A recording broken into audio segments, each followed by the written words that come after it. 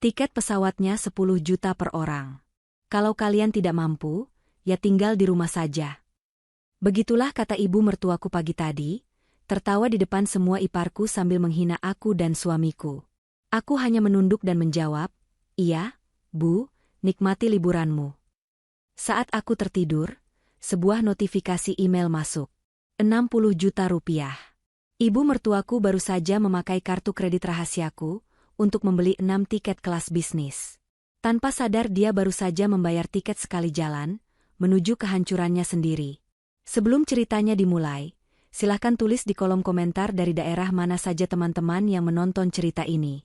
Jangan lupa like dan subscribe agar channel ini bisa semakin berkembang dan bisa mempersembahkan cerita yang lebih menarik lagi. Suara denting sendok dan garpu di atas piring keramik murah pagi itu terdengar lebih keras dari biasanya. Udara di ruang makan rumah petak sederhana yang kami tempati terasa berat, seolah syarat akan kabut tebal yang siap menyesakkan dada. Aku, Indah, dengan hijab yang kukenakan rapi seperti biasa, bergerak tanpa suara di antara meja makan dan dapur kecil, menyajikan nasi goreng sisa semalam yang kuolah kembali dengan tambahan telur. Di seberang meja, suamiku Putra, menunduk dalam, menghindari kontak mata dengan siapapun. Dia tahu apa yang akan terjadi. Keluarganya lengkap hari ini. Ibu Lastri, ibu mertuaku, duduk di kepala meja seolah dia adalah ratu yang sedang singgah di gubuk pengemis. Di sebelahnya, Doni, kakak tertua Putra, dan istrinya Vina, mengipas-ngipas leher mereka dengan kipas tangan, seolah udara pagi di rumah kami yang tanpa pendingin ruangan ini begitu menyiksa. Di sisi lain, Siska, adik perempuan Putra, sibuk membolak-balik majalah mode impor, sesekali mendecakkan lidah. Dan di ujung, Ivan, si bungsu, bersama istrinya Rini, lebih fokus pada ponsel mereka, saling menunjukkan sesuatu dan tertawa cekikikan. Ini adalah ritual mingguan. Mereka datang bukan untuk bersilaturahmi, tapi untuk menginspeksi. Untuk mengukur sejauh mana kegagalan putra kedua mereka, suamiku, dan untuk memastikan bahwa aku, menantu yang mereka anggap pembawa sial, masih berada di tempat kami seharusnya, di bawah telapak kaki mereka. Jadi, Siska, sudah kau putuskan mau beli mantel merek apa nanti di Seoul? Vina memulai, suaranya sengaja dikeraskan, memecah keheningan yang rapuh. Matanya melirik sekilas ke arahku yang sedang menuang air putih ke gelas Putra. Siska menutup majalahnya dengan dramatis. Tentu saja yang seri terbaru, Mbak, yang dipakai artis di drama itu. Aduh, aku tidak sabar. Bayangkan kita berjalan di Gangnam, musim dingin, pakai baju baru. Benar. Rini menimpali, meletakkan ponselnya. Dan belanja di Myeongdong. Kosmetik di sana pasti jauh lebih murah dan asli. Kita harus borong. Putra terbatuk kecil. Aku tahu batuk itu. Itu adalah usahanya untuk mengalihkan pembicaraan, sebuah usaha sia-sia yang selalu dia lakukan. Makan, Bu, Mas, Mbak, kataku lembut, meletakkan piring terakhir. Ibu Lastri menatap nasi goreng di depannya dengan tatapan jijik yang tidak ditutup-tutupi. Dia mengambil sendok, mengaduknya sedikit, lalu meletakkannya kembali. Ibu sudah putuskan, katanya. Suaranya datar, namun penuh otoritas. Semua percakapan terhenti. Minggu depan, kita semua, keluarga inti, akan liburan ke Korea. Jantungku tidak berdebar. Aku sudah menduganya. Rencana ini sudah mereka bicarakan berbisik-bisik selama sebulan terakhir. Wah, akhirnya ibu putuskan juga. Seru Doni, tersenyum lebar pada ibunya. Bagus, Bu. Kita perlu liburan yang layak. Bosan di Indonesia terus. Tentu saja, Ibu Lastri berkata, tatapannya kini beralih, menyapu Putra dan aku secara bergantian. Matanya berhenti sedikit lebih lama pada hijab sederhanaku. Ibu sudah pesan tiketnya. Kita semua. Ibu, Doni, Vina, Siska, Ivan, dan Rini. 6 orang. Dia sengaja menyebutkan jumlahnya. 6 orang. Bukan 8. Putra akhirnya mengangkat wajahnya. Keningnya berkerut. Bu. Ibu Lastri mengangkat satu tangannya, menghentikan kalimat Putra sebelum keluar. Dengar dulu, ini liburan mahal, Putra. Bukan liburan ke puncak atau Bandung yang biasa kau lakukan itu. Dia terkekeh pelan, dan yang lain ikut tertawa. Kami ambil kelas bisnis, Vina menambahkan, seolah itu adalah detail terpenting di dunia. Supaya bisa istirahat di pesawat. Perjalanan panjang, kan? Tidak mungkin kami duduk di kelas ekonomi yang sempit. Dan hotelnya. Siska memekik. Ibu pesan hotel bintang 5 dekat pusat perbelanjaan. Aku sudah cek. Ada kolam renang air hangatnya. Suasana di meja makan menjadi riuh rendah dengan rencana mereka. Mereka membahas itinerari, pakaian apa yang akan dibawa, berapa banyak uang yang harus disiapkan untuk belanja. Putra dan aku duduk diam, seperti dua patung yang tidak terlihat di pesta mereka sendiri. Aku terus makan dalam diam, sementara Putra hanya mengaduk-aduk nasi goreng di piringnya, kehilangan nafsu makan. Setelah beberapa menit yang terasa seperti selamanya, Ibu Lastri berdeham. Dia menatap lurus ke arah Putra, lalu ke arahku. Senyum sinis tersungging di bibirnya yang dipoles lipstik merah menyala. Ini dia. Momen yang dia tunggu-tunggu. Puncak dari sandiwara ini. Putra, Indah, panggilnya, suaranya dibuat-buat terdengar penuh simpati palsu. Ibu tahu kalian pasti ingin ikut. Siapa yang tidak mau ke Korea, kan? Aku menghentikan kunyahanku, menelan pelan. Aku menatap matanya. Tapi, lanjutnya, kita harus realistis. Hidup itu harus tahu diri. Aku merasakan tangan Putra di bawah meja mengepal di atas pahanya. Aku meraih tangannya, menggenggamnya erat. Dia menoleh padaku, matanya menyiratkan luka dan amarah yang tertahan. Aku menggeleng pelan, memberinya isyarat untuk tetap tenang. Gaji kamu, Putra, ibu tahu persis berapa. Manajer di perusahaan kecil seperti itu, paling cukup untuk makan sehari-hari. Benar, kan? Dia menoleh ke Doni yang merupakan wakil direktur di perusahaan besar. Doni hanya tersenyum miring. Lalu, tatapannya beralih padaku. Dan Indah, katanya, pasti sibuk mengurus rumah.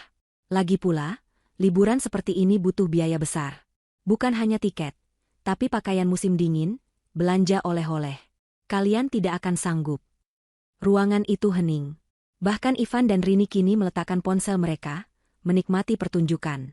Ibu Lastri mencondongkan tubuhnya ke depan, seolah ingin memberikan pukulan terakhir.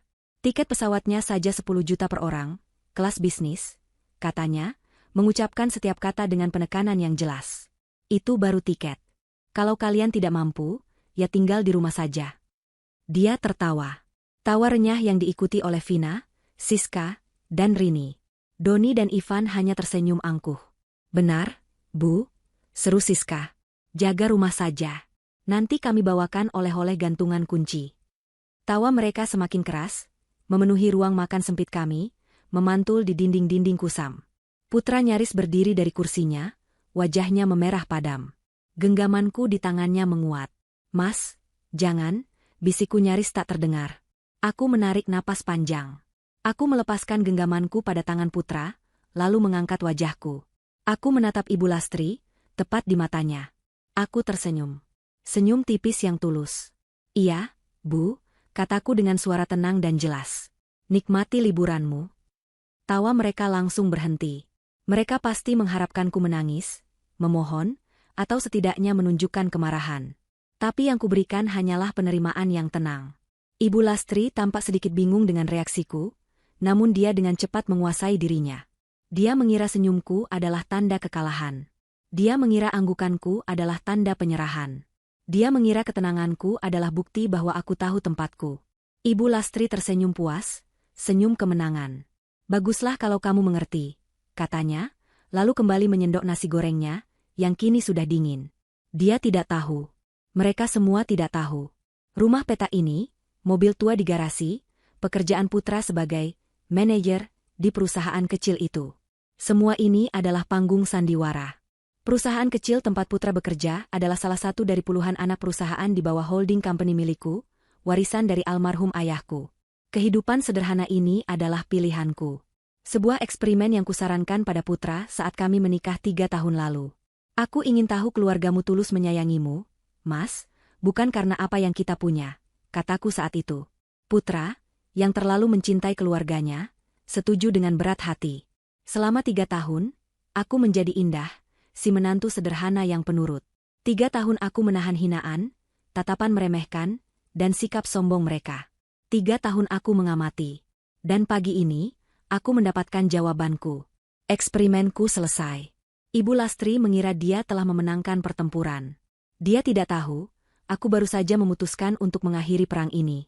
Senyumku bukanlah tanda menyerah. Itu adalah janji.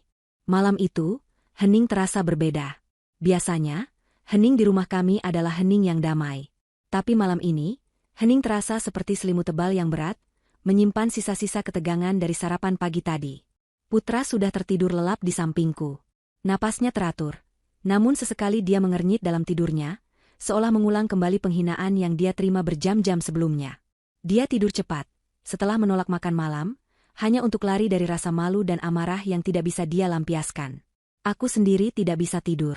Pikiranku berputar, bukan karena sakit hati, tapi karena perhitungan. Aku memikirkan 3 tahun terakhir.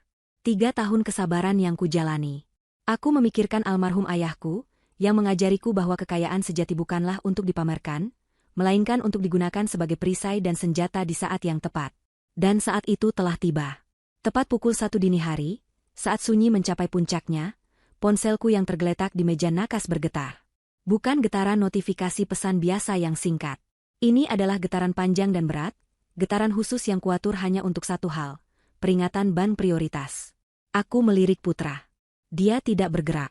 Dengan hati-hati, aku menyibakkan selimut, turun dari ranjang kayu sederhana kami tanpa menimbulkan suara. Kakiku melangkah di lantai keramik yang dingin menuju meja rias kecil di sudut kamar. Aku mengambil ponselku. Layarnya menyala, menampilkan notifikasi email dari bank tempat aset utamaku tersimpan. Subjeknya, notifikasi persetujuan transaksi prioritas. Jantungku berdebar sedikit lebih cepat, bukan karena takut, tapi karena antisipasi. Aku membuka email itu. Mataku langsung tertuju pada deretan angka. 6 transaksi terpisah. Penerima, maskapai penerbangan internasional XXX. Detail, tiket kelas bisnis, Jakarta, CGK, ke Seoul, ICN. Jumlah per transaksi, 10 juta rupiah. Total transaksi, 60 juta rupiah. Status, disetujui.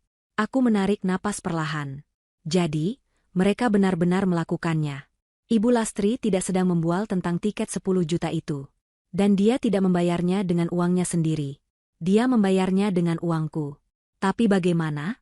Aku menggulir email itu ke bawah, mencari detail pembayaran. Sumber dana, kartu kredit utama, Platinum Black. Namaku tertera jelas di sana. Indah, bukan nama suamiku. Ini aneh. Aku tidak pernah memberikan detail kartu utamaku kepada siapapun, bahkan Putra.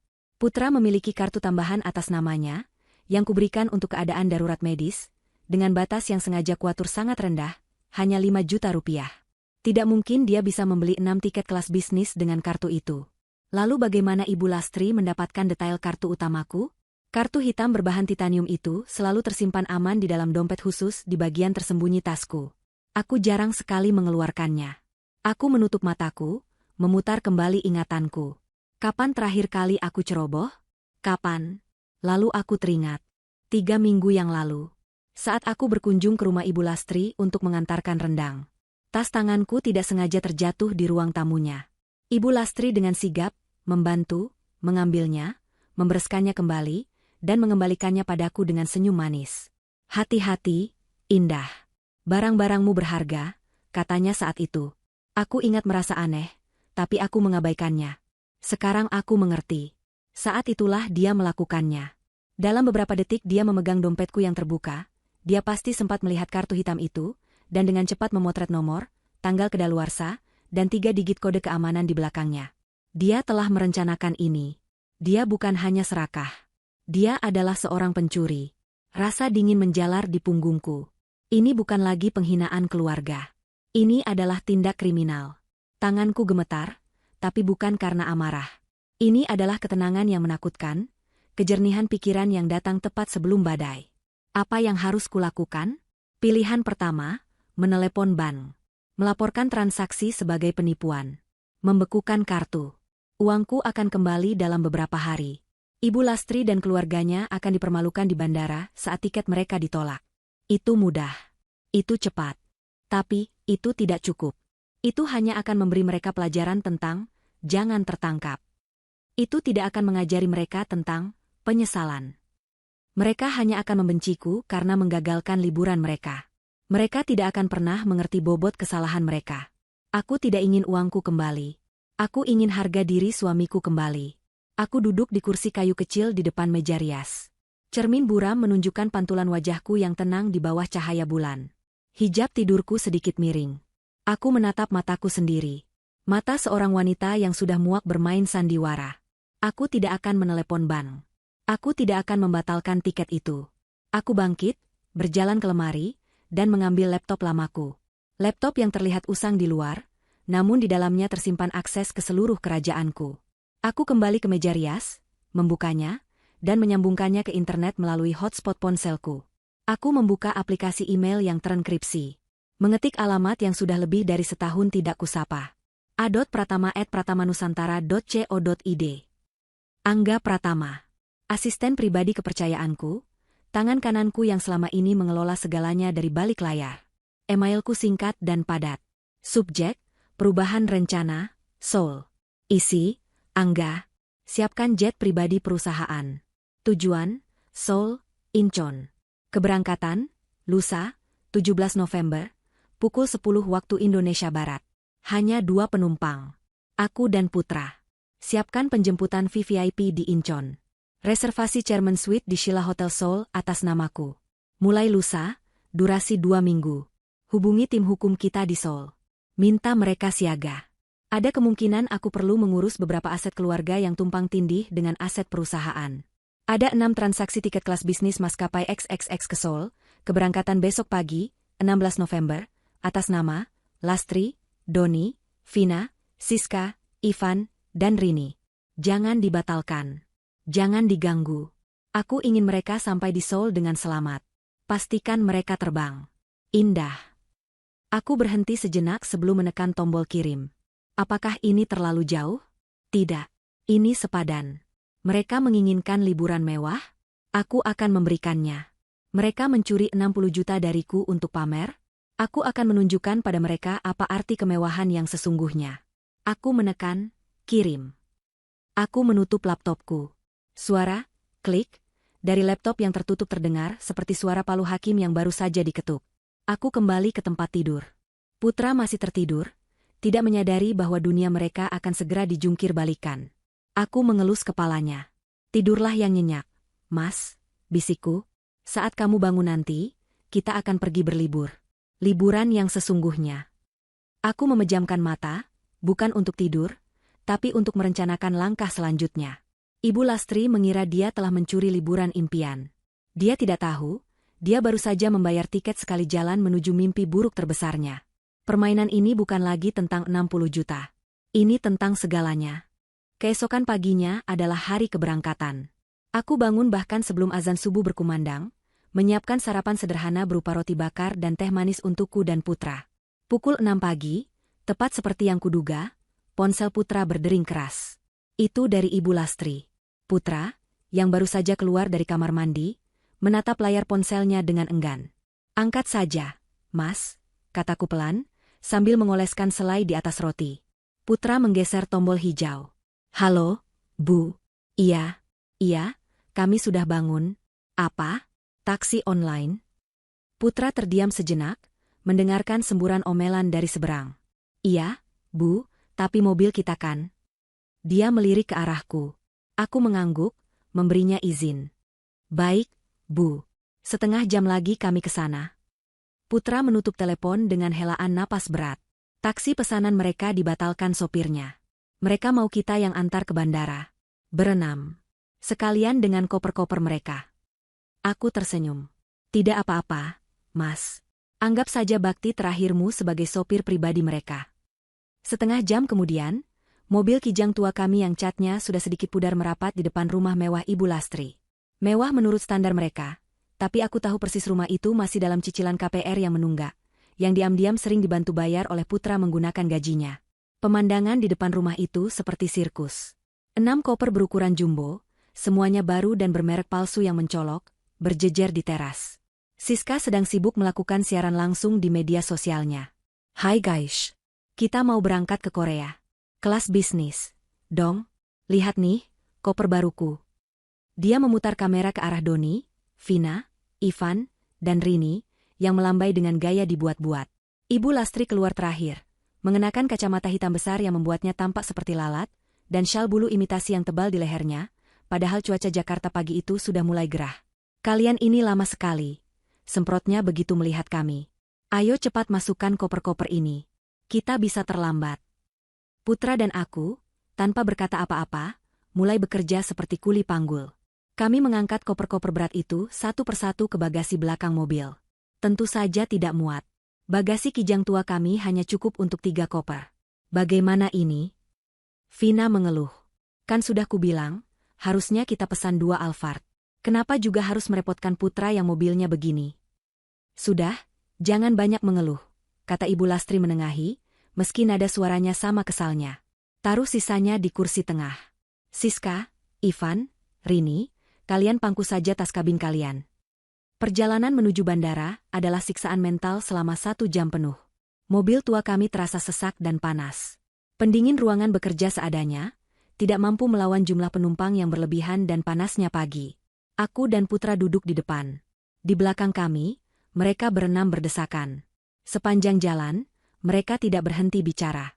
Mengeluh tentang sempitnya mobil, panasnya udara, dan membandingkannya dengan betapa nyamannya kursi kelas bisnis yang akan segera mereka duduki. Nanti di pesawat aku mau langsung tidur, kata Siska, masih sibuk dengan ponselnya. Kursinya bisa jadi tempat tidur. Kan? Aku mau foto, terus unggah. Pasti teman-temanku iri. Aku lebih penasaran dengan makanannya, timpal Ivan. Katanya kita bisa pesan apa saja. Lobster? Salmon? Aku akan pesan semuanya. Ibu Lastri tertawa paling keras. Itulah bedanya orang sukses dan orang gagal, anak-anakku. Kita bekerja keras, kita menikmati hasilnya. Kita liburan mewah ke luar negeri. Tidak seperti sebagian orang, dia melirik tajam ke spion tengah, tepat ke mata Putra, yang seumur hidupnya hanya bisa mengantar orang ke bandara. Putra mencengkeram kemudi begitu erat, hingga buku-buku jarinya memutih. Aku meletakkan tanganku di atas pahanya, mengelusnya pelan. Dia menoleh padaku, amarahnya sedikit mereda melihat ketenanganku. Akhirnya, kami tiba di Terminal 3 Bandara Soekarno-Hatta. Kami berhenti di lobi keberangkatan yang ramai. Putra dan aku kembali menjadi kuli, menurunkan tumpukan koper mereka ke troli. Sudah. Kalian pulang saja, usir Ibu Lastri, sambil merapikan syal bulunya. Dia menatap kami berdua, dari atas ke bawah. Aku dengan hijab katun sederhanaku, Putra dengan kemeja flanel yang sedikit lusuh. Hati-hati di jalan, Bu, kataku tulus, sambil tersenyum. Ibu Lastri mendengus. Tentu saja. Kami akan bersenang-senang, tidak seperti kalian. Siska menimpali dari belakang. Jaga rumah baik-baik ya, Mbak Indah. Jangan iri lihat foto-foto kami nanti. Mereka tertawa bersamaan, lalu mendorong troli mereka yang penuh muatan itu, berjalan angkuh memasuki pintu terminal, mengabaikan tatapan orang-orang yang melihat rombongan berisik itu. Putra menatap punggung mereka dengan nanar. Indah, apa kita benar membiarkan ini? Aku tidak menjawab. Aku hanya masuk kembali ke kursi penumpang. Jalan, Mas. Putar mobilnya. Putra menghela napas, menuruti. Dia mengemudikan mobil tua itu menjauhi lobi keberangkatan utama. Tapi aku tidak menyuruhnya pergi ke arah pintu keluar tol. Belok kiri di persimpangan depan, Mas. Ke arah terminal VIP, kataku tenang. Putra menoleh, bingung. Terminal VIP? Untuk apa? Kita juga mau ke Korea, kataku. Putra menghentikan mobilnya sejenak. Apa maksudmu, Indah? Kamu bercanda? Tadi malam? Aku tidak bercanda, Mas. Tiket mereka memang 60 juta. Tapi liburan kita tidak ternilai. Aku menunjuk ke depan. Jalan saja. Ada yang menunggu kita. Dengan ragu, Putra mengarahkan mobil ke jalan kecil yang sepi menuju terminal pribadi. Benar saja, di sana, di depan sebuah gedung kecil yang mewah dan dijaga ketat, sebuah Mercedes Maybach hitam mengilap telah terparkir. Di sampingnya, berdiri seorang pria tegap berjas mahal yang kukenal baik. Angga Pratama. Kami berhenti di belakang mobil mewah itu. Angga segera menghampiri, membukakan pintu untukku. Selamat pagi, Nyonya Indah, katanya hormat, seolah aku baru saja turun dari limusin, bukan dari kijang tua. Tuan Putra. Semua sudah siap sesuai instruksi Nyonya. Putra keluar dari mobil dengan linglung. Dia menatap Angga, lalu Maybach, lalu gedung terminal privat di depannya. Angga, kataku sambil merapikan hijabku, urus mobil tua ini. Pastikan disimpan baik-baik. Itu kenang-kenangan berharga. Baik, Nyonya. Dan barang-barang kami. Angga menunjuk ke Maybach. Sudah di dalam bagasi, Nyonya. Jet pribadi Anda siap berangkat dalam 30 menit. Putra menatapku, matanya terbuka lebar, penuh ketidakpercayaan. Indah, apa ini semua? Aku tersenyum, menggandeng tangannya. Tangan yang tadi gemetar karena amarah, kini gemetar karena bingung. Ini adalah kehidupan kita yang sebenarnya, Mas. Maaf membuatmu menunggu selama 3 tahun. Ayo, kita harus mengejar penerbangan kita. Di dalam Terminal 3 yang riuh, Ibu Lastri dan rombongannya berjalan dengan langkah penuh kemenangan. Mereka sengaja memilih jalur check-in prioritas untuk kelas bisnis, meskipun antrean di kelas ekonomi pagi itu sebenarnya cukup lengang. Bagi mereka, ini bukan soal efisiensi. Ini soal status. Siska masih memegang ponselnya, merekam setiap langkah. Lihat, guys, konternya eksklusif. Beda banget sama yang ekonomi, celotehnya. Ibu Lastri mendorong trolinya ke depan, menyerobot antrean kecil di depannya tanpa merasa bersalah. Permisi, katanya ketus pada seorang pria bule yang sedang dilayani. Petugas konter, seorang wanita muda berseragam rapi, tersenyum profesional. Selamat pagi, Ibu. Ada yang bisa saya bantu? Kami berenam mau check-in, kata Ibu Lastri sambil melempar 6 paspor ke atas meja timbangan. Kelas bisnis. Tujuan Seoul. Petugas itu tersenyum. Baik, Ibu. Boleh saya lihat kode pemesanan atau tiket elektroniknya? Vina dengan angkuh membuka ponselnya, menunjukkan kode pemesanan yang dia terima. Petugas itu mengangguk dan mulai mengetik di komputernya. Senyum di wajahnya perlahan memudar. Keningnya berkerut. Dia mengetik lagi, lalu mengklik sesuatu, lalu membaca layar dengan saksama. Ada masalah apa? Tanya Doni, merasa ada yang tidak beres. Petugas itu mengangkat wajahnya, senyum profesionalnya kembali, namun kini terlihat sedikit kaku. Mohon maaf, Ibu, Bapak. Sepertinya ada sedikit kendala dengan pemesanan Anda. Wajah Ibu Lastri langsung mengeras. Kendala apa? Saya sudah bayar lunas. 60 juta. Kamu jangan main-main ya. Tenang, Ibu, kata petugas itu. Saya periksa kembali. Nama pemesan Ibu Lastri dan 5 penumpang lainnya. Penerbangan XXX pukul 9 pagi ini ke Incheon. Ya, itu benar. Cepat cetak boarding pas kami. Kami mau ke lounge. Seru Siska tidak sabar. Petugas itu menelan ludah. Status tiket di sistem saya menunjukkan dibatalkan. Hening. Selama 3 detik, rombongan itu membeku. Tawa dari antrean lain terdengar sangat jelas. Apa? Suara Ibu Lastri melengking, menarik perhatian separuh area check-in. Dibatalkan? Siapa yang berani membatalkan tiket saya? Kamu pasti salah lihat. Ibu, mohon tenangkan diri Anda, kata petugas itu, suaranya sedikit gemetar. Di sini tertulis jelas, pemesanan ini dibatalkan oleh pihak bank penerbit kartu kredit. Tidak mungkin. Vina menyela, panik. Ini pasti kesalahan sistem. Coba lagi. Coba cek lagi. Saya sudah cek 3 kali, Ibu. Statusnya final. Dibatalkan, tegas petugas itu. Saya tidak mau tahu. Saya bayar pakai kartu kredit. Uangnya pasti sudah masuk. Panggil manajer kamu. Sekarang. Ibu Lastri menggebrak meja konter. Beberapa petugas keamanan bandara mulai mendekat karena melihat keributan. Pria bule yang tadi diserobot Ibu Lastri menggelengkan kepala dan pindah ke konter lain. Tak lama, seorang pria yang lebih senior, mengenakan jas, datang dengan langkah cepat. Ada apa ini? Saya supervisor area ini. Kamu, tunjuk Ibu Lastri. Anak buahmu bilang tiket saya dibatalkan. Saya bayar 60 juta untuk 6 tiket kelas bisnis. Ini buktinya. Dia menyodorkan ponsel Vina. Supervisor itu mengambil kode pemesanan, membawanya ke terminal komputer lain, dan memeriksanya sendiri. Dia bekerja dalam diam selama beberapa menit. Wajahnya serius. Ibu Lastri, Doni, Vina, Siska, Ivan, dan Rini menunggu dengan napas tertahan. Mereka mulai berkeringat. Syal bulu Ibu Lastri kini tampak konyol. Akhirnya, supervisor itu kembali. Dia menatap Ibu Lastri dengan tatapan yang sulit diartikan. Dingin dan profesional. Benar, Ibu. Seluruh pemesanan ini telah dibatalkan. Siapa yang batalkan? Beritahu saya.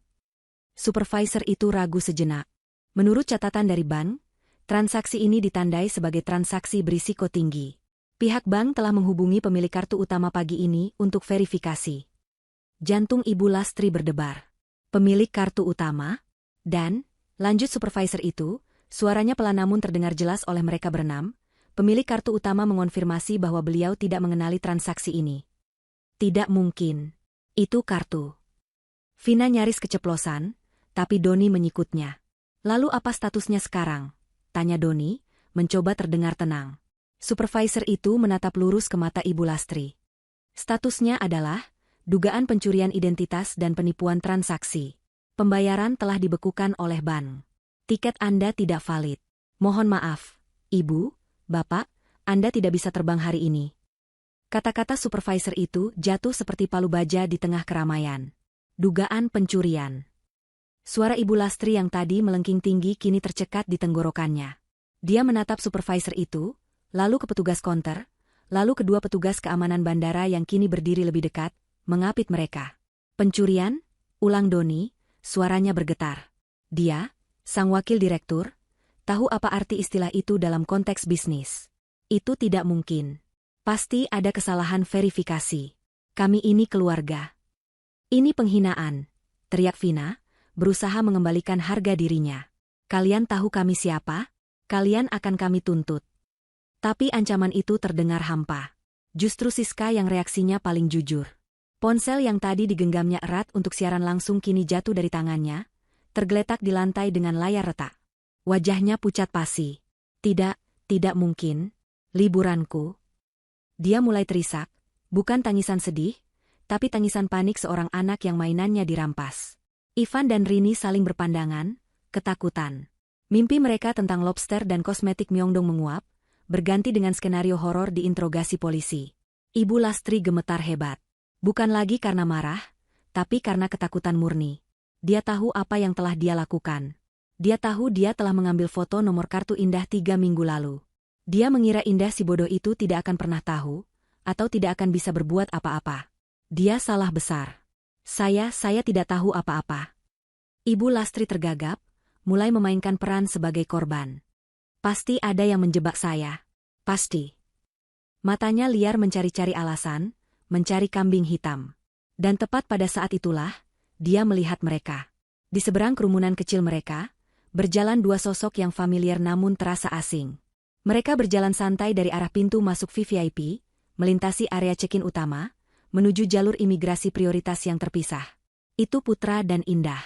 Tetapi, itu bukan Putra dan Indah yang mereka kenal. Indah tidak lagi mengenakan hijab katun murahan. Dia mengenakan hijab sutra berwarna krem lembut yang membingkai wajahnya dengan sempurna.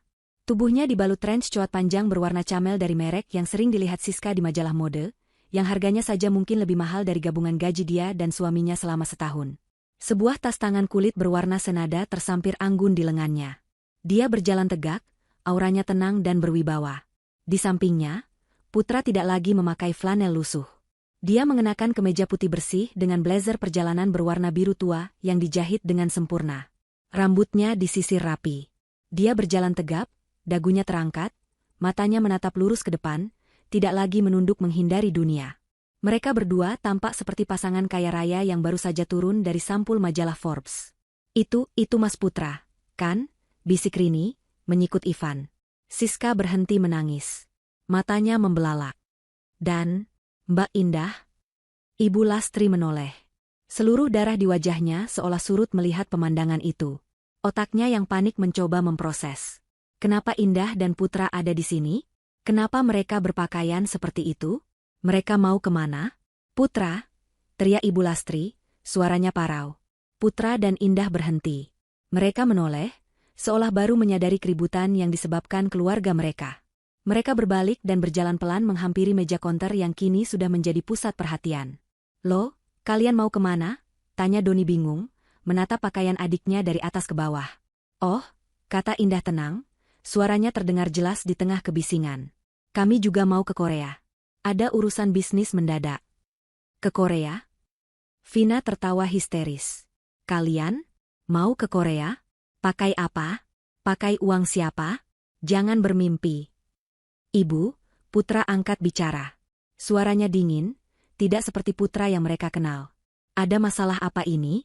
Kenapa kalian berteriak-teriak? Pertanyaan itu menyulut sumbu di kepala Ibu Lastri. Rasa takutnya berganti menjadi amarah yang membabi buta.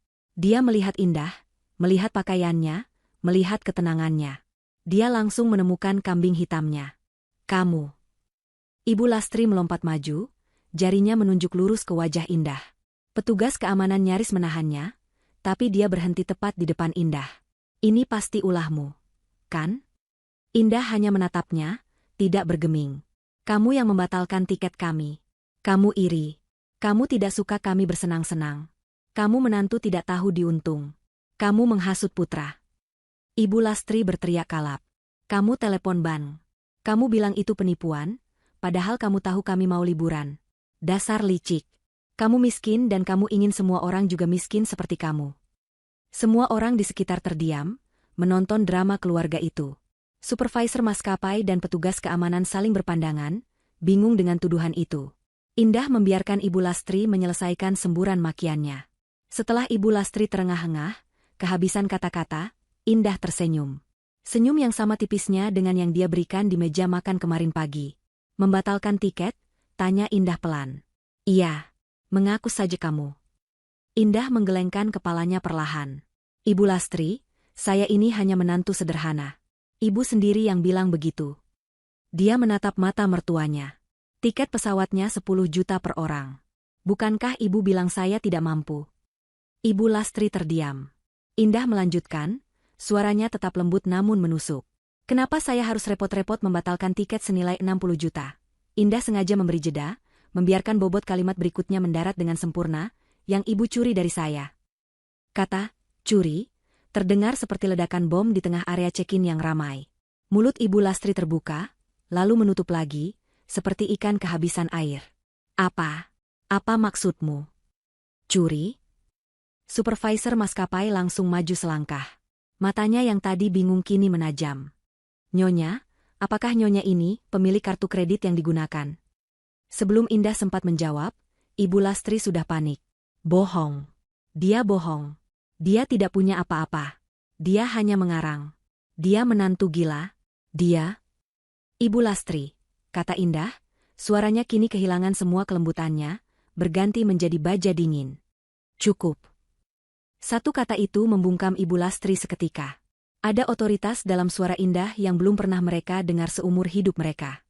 Indah tidak menanggapi mertuanya lagi. Dia beralih ke supervisor maskapai dan 2 petugas keamanan bandara. Selamat pagi, Bapak. Maaf atas keributan ini. Nama saya Indah Kirana. Dan ya, dia membuka tas tangannya yang elegan, mengeluarkan sebuah dompet kulit, dan dari dalamnya dia menarik sebuah kartu logam hitam pekat. Saya adalah pemilik kartu kredit Platinum Black yang digunakan untuk membeli 6 tiket atas nama mereka. Dia menyerahkan kartu itu kepada supervisor. Mata pria itu membelalak saat melihat nama, Indah K. Pratama, terukir jelas di atas logam titanium itu, di bawah logo bank privat yang paling eksklusif. Tolong Bapak cocokkan 16 digit angkanya dengan nomor kartu yang digunakan Ibu Lastri untuk memesan, kata Indah. Doni dan Vina, yang merasa paling mengerti soal status, langsung mengenali kartu itu. Itu bukan kartu kredit platinum biasa yang mereka banggakan. Itu adalah Black Card, kartu unlimited yang hanya dimiliki oleh segelintir konglomerat di negeri ini. Tidak mungkin. Bisik Vina. Itu palsu. Supervisor itu bergegas kembali ke terminal komputernya. Petugas keamanan kini menatap Ibu Lastri dengan pandangan yang sangat berbeda. Bukan lagi sebagai penumpang yang histeris, tapi sebagai tersangka kriminal. Indah, apa-apaan ini? Putra akhirnya angkat bicara, bukan bertanya pada Indah, tapi pada keluarganya. Dia menatap ibunya dengan kekecewaan yang mendalam. Jadi benar. Bu, Ibu mencuri data kartu Indah? Aku tidak mencuri. Ibu Lastri membela diri, meski suaranya gemetar. Aku hanya meminjamnya. Dia menantuku. Itu wajar. Uang dia adalah uang putra juga, uang kita juga. Uang saya bukan uang Anda, Bu, kata Indah tegas. Supervisor itu kembali, wajahnya pucat. Dia mengembalikan kartu itu kepada Indah dengan kedua tangan, sedikit membungkuk. Nyonya Pratama. Nomornya identik. 100% cocok. Kami mohon maaf atas ketidaknyamanan ini. Tidak apa-apa, Pak. Anda hanya menjalankan tugas, kata Indah. Yang bersalah di sini bukan Anda. Dia menoleh ke keluarganya, yang kini menatapnya seperti baru melihat hantu. 3 tahun, kata Indah, suaranya kini terdengar ke seluruh penjuru konter yang hening. Selama 3 tahun, saya dan suami saya, Putra, setuju untuk hidup sederhana. Dia menatap Putra, yang kini berdiri tegak di sampingnya, menggenggam tangannya erat. Suami saya adalah pria yang baik. Dia sangat mencintai keluarganya. Dan saya ingin tahu, apakah keluarganya juga tulus mencintainya apa adanya, atau hanya mencintai apa yang bisa dia berikan. Mata Indah menyapu mereka satu persatu. Doni yang pucat, Vina yang gemetar, Siska yang membeku, Ivan dan Rini yang menunduk ketakutan. Jadi kami memulai sandiwara kecil ini, lanjut Indah. Rumah petak yang kalian hina setiap minggu itu, adalah salah satu properti pertama yang saya beli saat remaja. Mobil kijang tua yang kalian ejek, adalah mobil pertama almarhum ayah saya. Dia berhenti sejenak, lalu menatap Doni, si wakil direktur. Dan perusahaan kecil tempat suami saya bekerja sebagai manajer. Perusahaan itu, Doni terbata, adalah anak perusahaan dari Pratama Nusantara Group. Sebuah holding company yang bergerak di bidang pertambangan, properti, dan logistik. Perusahaan yang kebetulan, Indah tersenyum tipis, adalah milik saya. Jika tadi ada bom yang meledak, ini adalah gempa bumi yang meruntuhkan segalanya. Doni nyaris tersungkur. Perusahaan besar tempatnya bekerja, ternyata adalah pesaing kecil dari salah satu divisi perusahaan milik Indah. Gaji, wakil direktur, nya mungkin tidak lebih besar dari gaji asisten pribadi Indah. Selama 3 tahun, kata Indah lagi, suaranya bergetar menahan emosi, yang kami dapatkan sebagai balasannya adalah hinaan. Cacian. Kalian meremehkan suami saya, putra ibu sendiri. Kalian menertawakan saya. Dan pagi ini, matanya mengunci Ibu Lastri, ibu menggenapinya dengan pencurian. Indah, nak, maafkan ibu. Ibu Lastri akhirnya luluh. Dia mencoba meraih tangan Indah. Ibu tidak tahu. Ibu hilaf. Indah menarik tangannya. Sudah terlambat, Bu. Dia berbalik menghadap petugas keamanan dan supervisor maskapai. Saya ulangi. Nama saya Indah Kirana Pratama. Dan saya ingin melaporkan tindak kejahatan secara resmi. Ibu mertua saya ini, Ibu Lastri, dia menunjuk lurus ke wanita yang kini menangis itu, telah mencuri data kartu kredit saya dan menggunakannya tanpa izin untuk melakukan pembelian senilai 60 juta rupiah. Wajah Ibu Lastri menjadi seputih kertas. Saya tidak membatalkan tiket itu, kata Indah dengan jelas. Saya hanya menjawab telepon dari bank saya 1 jam yang lalu. Mereka bertanya apakah saya sedang berada di Bandara Soekarno-Hatta untuk membeli 6 tiket kelas bisnis ke Seoul. Saya menjawab tidak. Saya menjawab bahwa kartu saya telah dicuri. Ban melakukan sisanya. Indah menatap Ibu Lastri yang sudah terduduk lemas di kopernya. Bapak petugas, silakan proses beliau sesuai hukum yang berlaku. Tindakan Indah yang secara formal melaporkan pencurian itu adalah paku terakhir di peti mati kesombongan Ibu Lastri.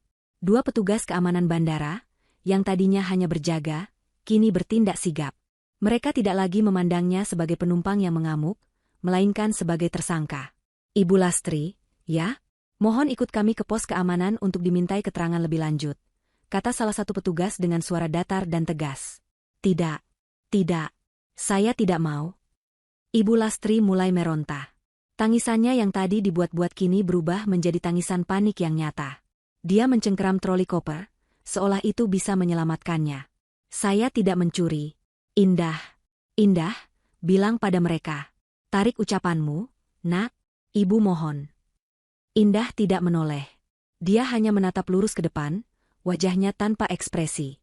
Lepaskan ibuku. Doni tiba-tiba berteriak, maju untuk menghalangi petugas. Kalian tidak bisa menahan ibu saya hanya karena ucapan wanita ini. Kalian tidak tahu siapa kami.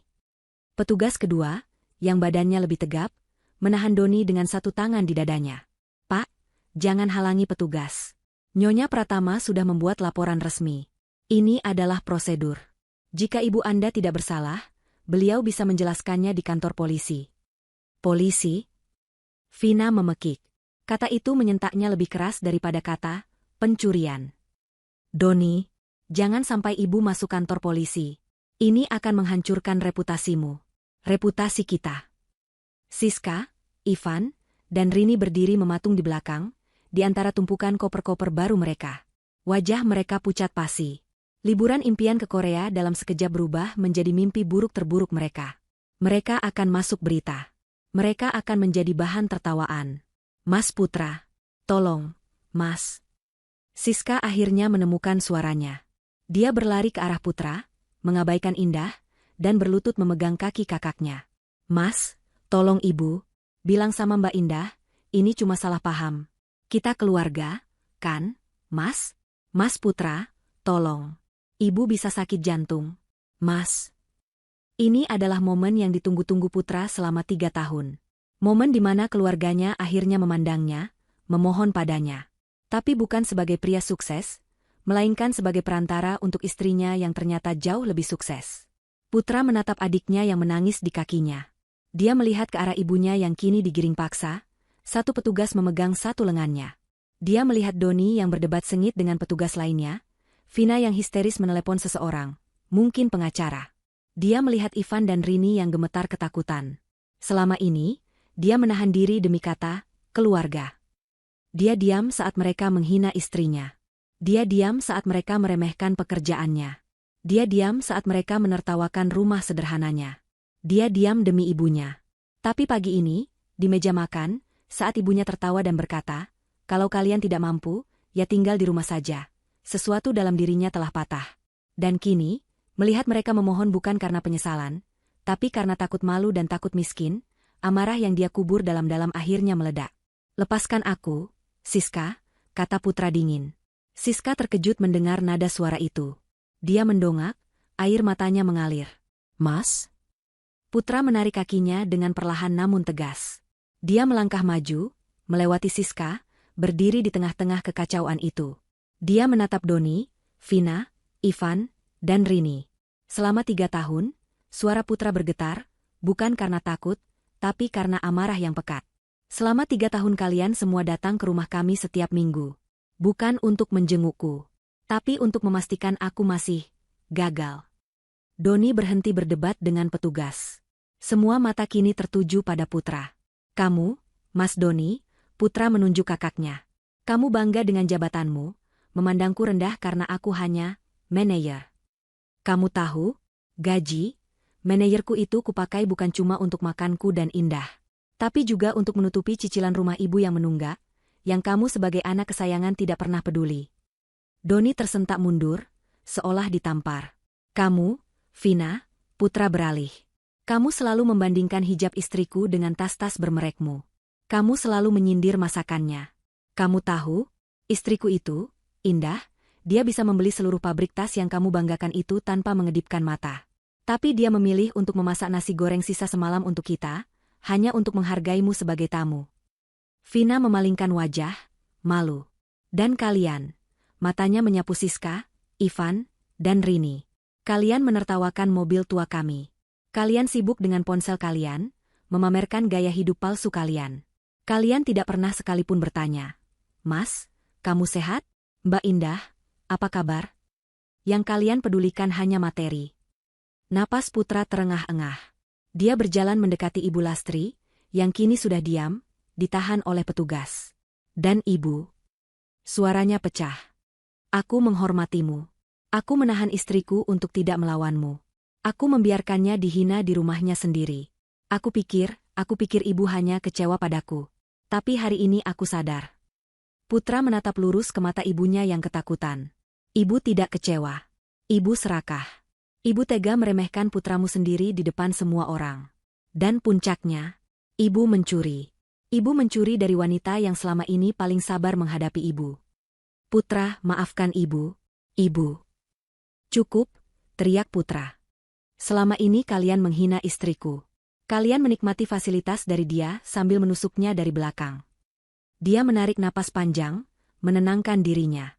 Dia lalu berjalan kembali ke sisi Indah, menggenggam tangan istrinya dengan erat. Mulai hari ini, kata Putra dengan suara lantang dan jelas, anggap kita tidak lagi keluarga. Itu adalah vonis terakhir. Lebih menyakitkan daripada laporan polisi. Siska menjerit. Doni tertegun. Ibu Lastri akhirnya terkulai lemas. Seluruh kekuatannya hilang. Petugas keamanan segera membawanya pergi dari keramaian itu, menuju pos keamanan bandara. Mas Putra, jangan pergi, teriak Vina putus asa. Kamu tidak bisa meninggalkan kami. Tapi Putra tidak menoleh. Indah juga tidak. Nyonya Pratama, Tuan Putra, seorang pria berjas rapi yang tidak mereka lihat sebelumnya, Angga, muncul di samping mereka. Jalur VVIP sudah siap. Mohon ikuti saya. Indah mengangguk. Terima kasih, Angga. Di bawah tatapan puluhan orang yang berkerumun, diiringi tangisan histeris Siska dan makian putus asa Doni, Indah dan Putra berjalan pergi. Mereka tidak berjalan ke antrean imigrasi umum. Angga membawa mereka ke sebuah pintu kayu berpanel mewah yang tersembunyi di sudut terminal. Di baliknya, ada dunia yang berbeda. Ruangan itu sepi, berkarpet tebal, dengan sofa-sofa empuk dan wangi aromaterapi yang menenangkan. Dua petugas imigrasi berseragam lengkap sudah menunggu sambil berdiri. Mereka tersenyum hormat. Selamat pagi, Nyonya Pratama, sapa salah satu petugas. Kami sudah menunggu Anda. Indah menyerahkan paspornya dan paspor Putra. Petugas itu hanya membukanya, mencapnya dengan cepat tanpa banyak bertanya, dan mengembalikannya. Perjalanan Anda lancar, Nyonya, Tuan. Seluruh proses imigrasi tidak sampai 30 detik. Mereka berjalan melewati pintu lain, dan langsung keluar ke sisi landasan pacu pribadi. Udara pagi terasa segar. Di sana, di atas aspal yang bersih, sebuah jet pribadi berwarna putih bersih dengan garis emas berkilauan di bawah sinar matahari. Gulfstream G650. Di ekornya, tertera logo, PN, yang elegan, Pratama Nusantara. Di kaki tangga pesawat, dua pramugari berseragam anggun dan seorang pilot berbaris rapi. Begitu melihat Indah dan Putra, mereka serempak membungkuk. Selamat datang, Nyonya Pratama, Tuan Putra, sapa pramugari senior. Kami siap mengantar Anda ke Seoul. Putra menatap pesawat itu, lalu menatap Indah. Dia masih gemetar karena konfrontasi tadi, tapi di matanya ada cahaya baru. Cahaya kebebasan. Indah tersenyum padanya, senyum tulus pertama hari itu. Ayo, Mas. Liburan kita dimulai. Interior pesawat pribadi itu adalah antitesis dari semua yang baru saja mereka tinggalkan. Tidak ada keramaian, tidak ada teriakan, tidak ada bau keringat dan kepanikan. Kabin itu didominasi warna krem lembut dan kayu walnut yang dipoles mengilap. Ada 8 kursi kapten berlapis kulit yang bisa diputar dan direbahkan menjadi tempat tidur. Di bagian belakang, Indah tahu, ada kamar tidur pribadi lengkap dengan kamar mandi berlapis marmer. Silakan duduk, Nyonya, Tuan, kata pramugari itu. Kita akan lepas landas segera setelah Anda merasa nyaman. Putra duduk di salah satu kursi di dekat jendela. Dia tenggelam dalam kelembutan kulitnya. Indah duduk di seberangnya. Saat pintu hidrolik ditutup dengan desisan pelan, suara dunia luar terputus sama sekali. Hanya ada keheningan yang mewah. Pramugari datang lagi, menawarkan minuman selamat datang di atas nampan perak. Jus jeruk segar untuk Indah, dan sparkling water dengan irisan lemon untuk Putra. Masih memikirkannya? Tanya Indah lembut, saat pesawat mulai bergerak pelan menuju landasan pacu. Putra menatap minumannya, melihat gelembung-gelembung kecil naik ke permukaan. Aku baru saja memutuskan hubungan dengan ibuku, dengan keluargaku. Kamu melakukan apa yang harus kamu lakukan, Mas. Aku merasa bersalah, akunya pelan, melihat wajah ibu tadi. Aku tahu, kata Indah, mengulurkan tangan dan menggenggam tangannya. Tapi ingat ini, rasa bersalahmu adalah bukti bahwa kamu orang baik. Tapi rasa bersalah itulah yang mereka eksploitasi selama ini. Putra mengangkat wajahnya, menatap mata istrinya. Mata yang selama 3 tahun ini selalu menatapnya dengan sabar. Mereka tidak akan pernah berhenti, Mas, lanjut Indah. Hari ini mereka mencuri 60 juta. Bulan depan, saat mereka tahu kita punya lebih, mereka akan meminta 600 juta. Mereka akan meminta jabatan untuk Doni, modal usaha untuk Ivan, rumah baru untuk Siska. Mereka akan mengisap kita sampai kering. Mereka tidak hanya menghinaku, mereka menghancurkanmu. Mereka membuatmu merasa kecil, tidak berharga, dan gagal. Supaya apa? Supaya kamu lebih mudah dikendalikan. Pesawat berakselerasi di landasan pacu. Putra merasakan daya dorong yang kuat namun, halus menekan punggungnya ke kursi. Beberapa detik kemudian, mereka mengudara, menembus awan tipis Jakarta dan melesat menuju langit biru cerah. Aku tidak melakukan ini semua untuk membalas dendam, Mas, kata Indah, menatap keluar jendela sejenak sebelum kembali menatap suaminya. Aku melakukannya untuk kita. Untuk masa depan kita. Untuk memberimu kesempatan menjadi dirimu sendiri, tanpa bayang-bayang keserakahan mereka. Putra terdiam lama. Dia melihat kota Jakarta yang kotor dan ramai mengecil di bawah mereka. Dia merasa seperti beban ribuan kilogram terangkat dari bahunya. Kamu benar, katanya akhirnya. Aku merasa lega. Aku merasa bebas. Itu karena kamu memang bebas sekarang, kata Indah tersenyum. Penerbangan 6 jam ke Seoul terasa seperti mimpi. Mereka disajikan makanan yang disiapkan oleh koki pribadi. Putra menikmati steak Wagyu A5 yang meleleh di mulutnya, sementara Indah menikmati salmon panggang dengan sayuran organik. Mereka berbicara. Bukan tentang Ibu Lastri atau masa lalu. Mereka berbicara tentang masa depan. Tentang apa yang Putra sebenarnya ingin lakukan. Dia mengaku selalu tertarik pada arsitektur dan desain. Sebuah mimpi yang dia kubur karena keluarganya menuntutnya cepat bekerja di bidang yang menghasilkan uang. Indah mendengarkan dengan saksama. Kita bisa wujudkan itu. Divisi properti kita selalu butuh arsitek berbakat. Bukan sebagai manajer lagi, canda Putra. Bukan. Sebagai direktur utama di perusahaan desainmu sendiri. Modal dari aku, kata Indah serius. Putra tertawa, tawa lepas pertama yang Indah dengar dalam 3 tahun. Di tengah penerbangan, saat mereka sedang menikmati hidangan penutup berupa lava cake coklat, pramugari menghampiri mereka dengan tablet satelit. Nyonya, ada email mendesak dari Tuan Angga dan tim hukum. Wajah Indah kembali serius. Mode CEO-nya aktif. Dia mengambil tablet itu. Putra ikut membaca dari samping. Email dari Angga berisi laporan singkat. Subjek, tindak lanjut bandara. Ibu L telah resmi ditahan di Polres Bandara untuk interogasi 24 jam ke depan atas tuduhan pencurian dan penipuan sesuai pasal 362 dan 378 KUHP. 5 lainnya, D, V, S, I, R, sedang dimintai keterangan sebagai saksi. Media sudah mulai mencium keributan, tapi sudah ditangani tim PR. Perjalanan Anda aman. Email kedua adalah dari tim legal bank. Subjek, laporan penipuan 60 juta. Transaksi telah dibekukan. Dana aman. Mohon instruksi lebih lanjut mengenai pembekuan aset terkait. Putra menelan ludah. Ini benar-benar terjadi. Indah tidak ragu sedetik pun. Dia membuka email balasan, ditujukan kepada Angga, tim legal, dan tim keuangannya. Subjek, instruksi pembekuan aset, segera. Terima kasih atas laporannya. Lanjutkan proses hukum terhadap Ibu L. Saya tidak akan menarik tuntutan. Selanjutnya, lakukan hal-hal berikut. Audit penuh semua aliran dana dari rekening perusahaan saya, termasuk rekening gaji Putra, ke rekening atas nama Lastri, Doni, Vina, Siska, Ivan, dan Rini selama 3 tahun terakhir. Rumah yang saat ini ditinggali Ibu Lastri. Saya tahu KPR itu dijaminkan atas salah satu aset perusahaan saya. Segera tarik jaminan tersebut. Biarkan ban mengeksekusi rumah itu sesuai prosedur tunggakan. Tarik fasilitas kendaraan perusahaan yang mungkin digunakan oleh Doni atau Ivan, jika ada. Bekukan semua kartu kredit tambahan dan akses perbankan lain yang terkait dengan rekening induk Pratama Nusantara. Saya ingin mereka merasakan apa artinya, tidak mampu, yang sesungguhnya. Biarkan mereka mencari pengacara sendiri. Biarkan mereka mencari tempat tinggal sendiri. Mulai hari ini, Indah menekan tombol, kirim. Suara, swos. Pelan dari tablet itu terdengar seperti vonis mati bagi kekayaan keluarga Lastri. Dia meletakkan tablet itu di meja.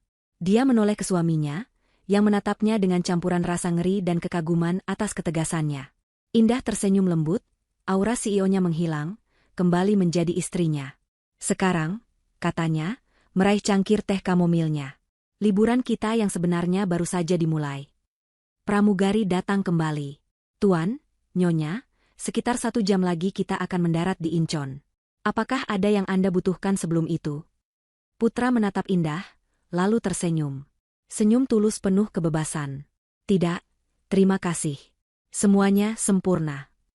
Kenyataan menghantam Doni, Vina, Siska, Ivan, dan Rini lebih keras daripada tamparan. Saat Ibu Lastri digiring menjauh oleh petugas, mereka berlima ditinggalkan begitu saja di tengah-tengah terminal bandara, menjadi tontonan yang memalukan.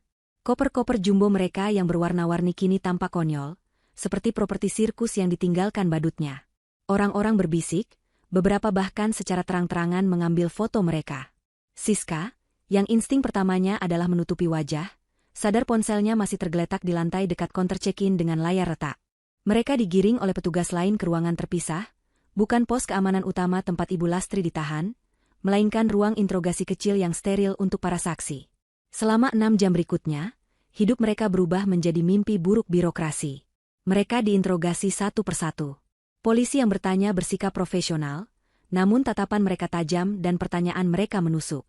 "Jadi, Anda tidak tahu kartu kredit siapa yang digunakan?" tanya seorang petugas kepada Doni. Saya pikir itu kartu ibu saya," kata Doni, suaranya lemah. Keringat membasahi kemeja mahalnya. "Ibu Anda tidak bekerja. Dari mana beliau mendapatkan kartu kredit dengan limit ratusan juta?" Saya tidak tahu." Vina diinterogasi di ruangan lain. Dia mencoba bersikap angkuh, mengancam akan menelepon pengacaranya. "Anda tidak bisa menahan saya. Saya tidak melakukan apa-apa." Petugas yang menginterogasinya hanya tersenyum tipis. "Kami tidak menahan Anda, Nyonya. Kami hanya meminta keterangan.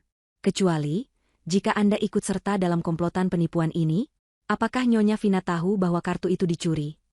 Wajah Vina langsung pucat. "Saya tidak tahu apa-apa. Saya hanya diajak liburan." Siska adalah yang paling hancur.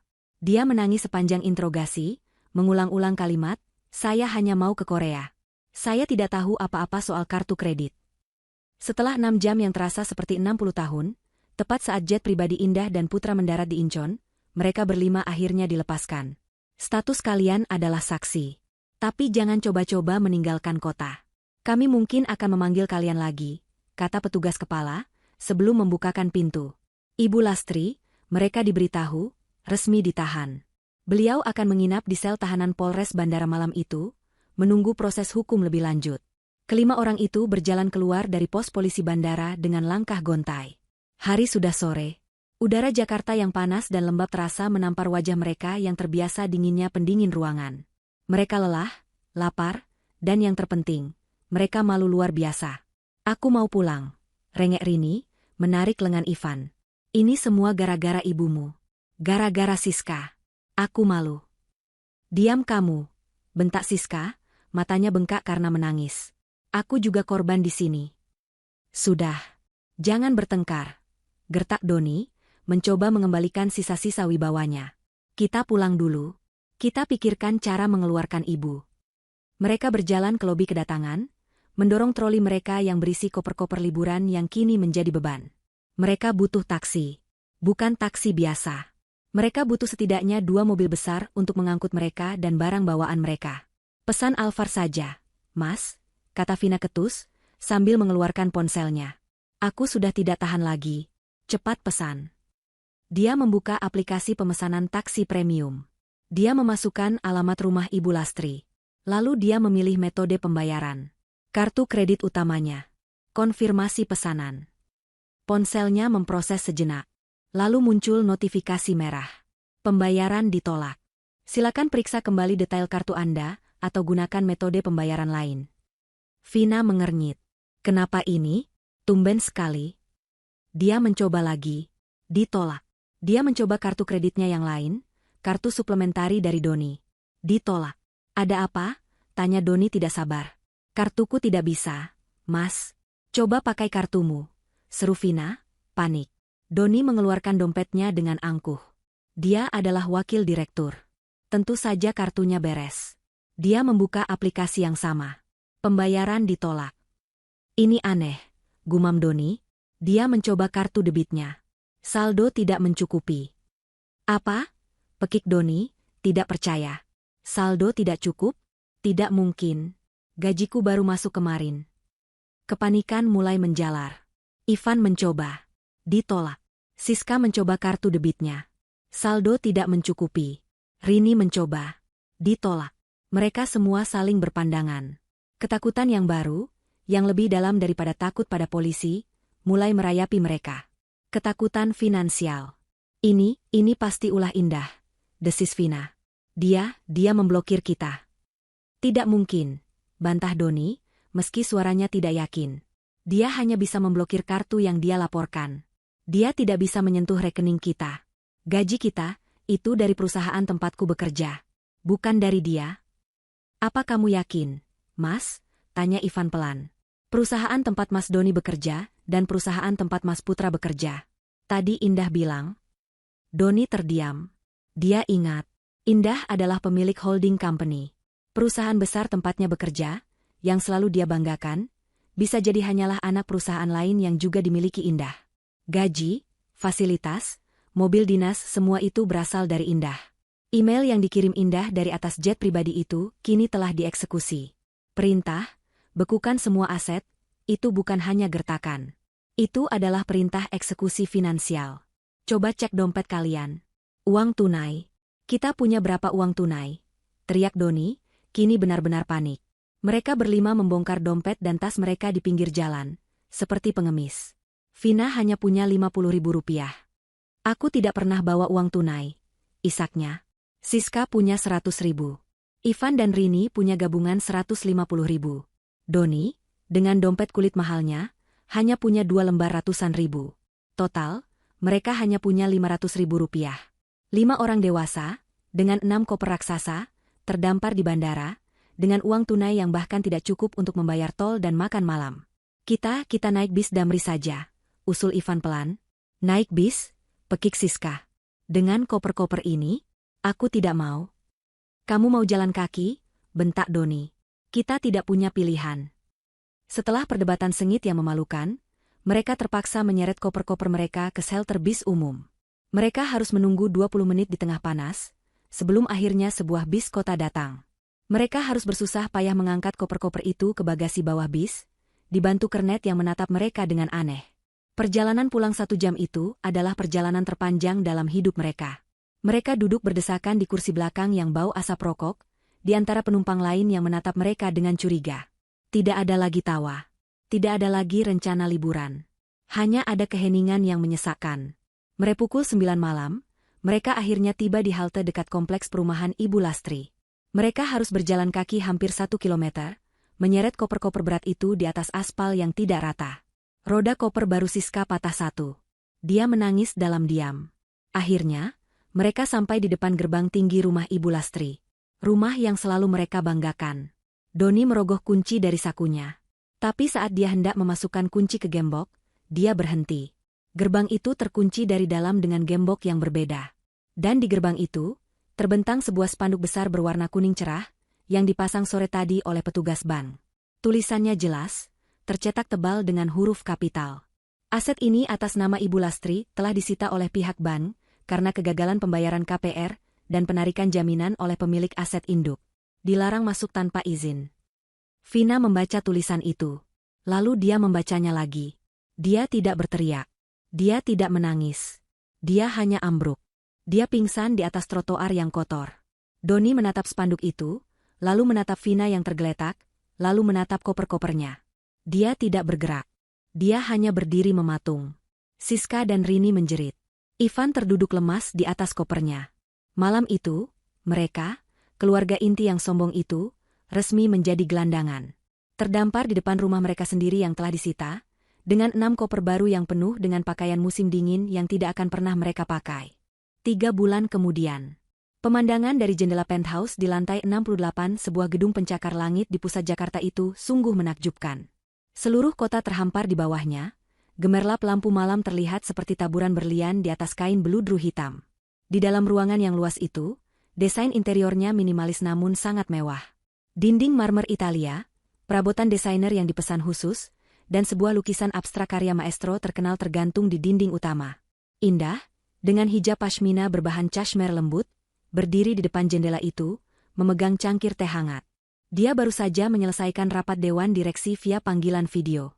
Dia kini adalah CEO resmi dari Pratama Nusantara Group, tidak lagi bersembunyi di balik layar. Pintu geser tak bersuara terbuka. Putra masuk, tersenyum.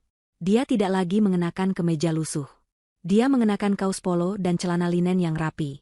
Di tangannya, bukan laptop kantor, melainkan sebuah gulungan kertas besar berisi cetak biru.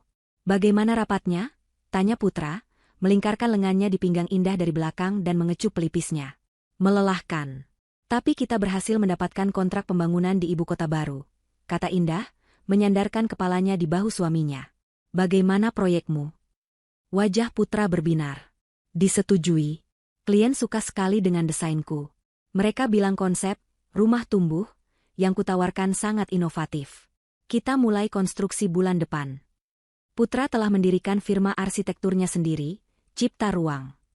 Indah memberinya modal awal, tapi Putra menjalankan semuanya sendiri. Dia akhirnya mengejar mimpinya. Dia tidak lagi hidup di bawah bayang-bayang kegagalan yang diproyeksikan keluarganya, tidak juga di bawah bayang-bayang kekayaan istrinya. Dia menemukan jalannya sendiri. Aku bangga sekali padamu, Mas, bisik Indah. Mereka berdiri di sana dalam diam, menikmati keheningan dan pemandangan. Kedamaian yang mereka rasakan adalah kedamaian yang diperjuangkan. Oh, lihat, kata Putra tiba-tiba, menunjuk ke televisi layar datar raksasa di dinding yang sedang menyiarkan berita malam. Di layar, muncul wajah Indah. Dia terlihat anggun dengan setelan kerja dan hijabnya, sedang menggunting pita di depan sebuah gedung baru yang indah. Filantropis muda sekaligus CEO Pratama Nusantara Group, Indah Kirana Pratama, hari ini meresmikan Panti Asuhan Harapan Ibu, kata penyiar berita itu. Proyek senilai 10 miliar rupiah ini didedikasikan untuk anak-anak yatim piatu, sebagai bentuk penghormatan. Indah tersenyum kecil. Aku tidak suka bagian filantropis mudanya. Terdengar berlebihan. Itu kenyataan, sayang, kata Putra. Kamu menggunakan apa yang kamu punya untuk kebaikan. Itu yang membedakanmu. Dia mematikan televisi itu. Bagaimana kalau kita makan malam di luar? Boleh, kata Indah. Tapi aku yang traktir. Tidak bisa, balas Putra sambil tertawa. Klien pertamaku baru saja mentransfer uang muka. Malam ini, biar arsitek baru ini yang traktir istrinya yang CEO. Mereka tertawa bersama, tawa bahagia yang tulus, di dalam rumah baru mereka yang penuh cinta dan rasa hormat. Di saat yang bersamaan, di sudut lain Jakarta yang padat, panas, dan becek. Di sebuah gang sempit yang hanya bisa dilewati satu motor, berdirilah sebuah rumah kontrakan petak. Dindingnya terbuat dari triplek, catnya mengelupas, dan atap sengnya bocor di beberapa tempat. Di dalam ruangan berukuran 3x4 meter itu, 4 orang duduk di lantai beralaskan tikar plastik tipis. Ibu Lastri, Doni, Vina, dan Siska. Wajah mereka kuyu. Ibu Lastri terlihat 10 tahun lebih tua. Rambutnya yang biasa disasak tinggi kini lepek dan beruban, diikat seadanya. Doni, mantan wakil direktur, kurus kering. Dia kini bekerja sebagai kuli panggul di pasar induk, berangkat sebelum subuh dan pulang dengan bau keringat yang menyengat. Vina, yang dulu selalu wangi, kini mengenakan das terkusam. Dia bekerja mencuci piring di sebuah warteg. Dan Siska, sang mantan selebgram, bekerja di warteg yang sama dengan Vina, sebagai pelayan. Tangannya yang dulu mulus kini kasar dan melepuh, karena mengangkat piring kotor dan menyiram lantai. Sedangkan Ivan dan Rini menceraikan Ivan seminggu setelah kejadian di bandara, tidak tahan hidup miskin. Ivan, yang tidak punya keahlian apa-apa, kini menjadi sopir angkot, tinggal berpindah-pindah di mes sopir. Malam itu, mereka berempat sedang berkumpul di depan hidangan makan malam mereka. 3 bungkus mie instan yang mereka masak dalam satu panci butut, untuk dibagi 4. Airnya kebanyakan, keluh Vina, mengaduk mie yang encer itu. Sudah, makan saja. Jangan banyak mengeluh, bentak Ibu Lastri. Dia menyendok mie itu ke piring plastik mereka masing-masing. Doni makan dalam diam, menyeruput kuah mie dengan cepat. Dia lelah. Tadi di warteg ada pelanggan tidak bayar. Gumam Siska, mengunyah mie dengan tatapan kosong. Pemiliknya marah-marah, dan gajiku dipotong. Bagus, cibir Vina. Kerja begitu saja tidak becus. Kamu sendiri bagaimana? Tadi kamu memecahkan piring, kan? Gajimu juga dipotong. Balas Siska, tidak mau kalah. Diam, teriak Ibu Lastri, memukul lantai. Kalian ini bisa tidak sehari saja tidak bertengkar. Ibu pusing. Perabotan satu-satunya di ruangan itu, selain kipas angin kecil yang berputar lambat, adalah sebuah televisi tabung 14 inci bekas yang gambarnya bersemut. Televisi itu sedang menyiarkan berita malam. Dan tiba-tiba, di layar bersemut itu, muncul wajah yang sangat mereka kenal. Wajah Indah. Mereka berempat membeku. Sendok mie mereka berhenti di udara. Mereka menonton Indah, yang tersenyum anggun, menggunting pita, diresmikan oleh pejabat. Filantropis muda sekaligus CEO Pratama Nusantara Group, Indah Kirana Pratama. Suara penyiar berita itu terdengar mendengung di telinga mereka. Proyek senilai 10 miliar rupiah ini didedikasikan untuk anak-anak yatim piatu. Siska menjatuhkan sendoknya. Minyak tumpah ketikar. 10 miliar. Bisiknya. Vina mulai menangis. Tangisan pelan yang penuh penyesalan dan kebencian. Doni menundukkan kepalanya dalam-dalam, bahunya bergetar. Dia tidak tahan melihatnya. Ibu Lastri tidak bergerak. Matanya terpaku pada layar. Dia melihat Indah, wanita yang dulu dia hina sebagai menantu miskin. Wanita yang dia sebut tidak mampu beli tiket 10 juta. Wanita itu kini tersenyum di televisi, menyumbangkan uang yang jumlahnya tidak bisa lagi dia hitung. Dia melihat Indah di layar, lalu dia menunduk, menatap mangkuk plastiknya. Di dalamnya, tersisa beberapa helai mie instan yang mengambang di kuah encer yang sudah dingin. Dia akhirnya mengerti. Indah tidak hanya mengambil uang mereka. Indah telah mengambil masa depan mereka, martabat mereka, dan semua yang pernah mereka sombongkan. Karma telah tuntas dibayar.